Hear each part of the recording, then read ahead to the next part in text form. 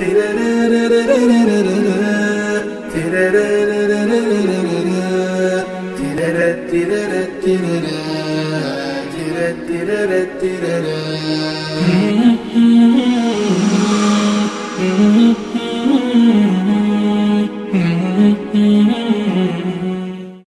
الله الرحمن الرحیم. بله، کار بدی کرد باید مسئولیتش رو تحمل کنه. سیلی زد باید سیلی بزنیش. بدت گفت بدش بگی. هر کار زشتی کرد همون کار رو باش بکنی. اما یادت نره خداوند متعال میفرمایند و جزاء سیئة سیئة مثلها.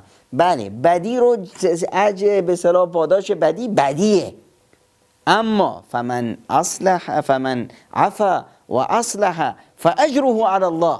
فمن عفا، اون کسی که درگذشت، و اصلح، اصلاح کرد، کارا رو درست کرد، فاجره علی الله، اجر و پاداش اون با خداست.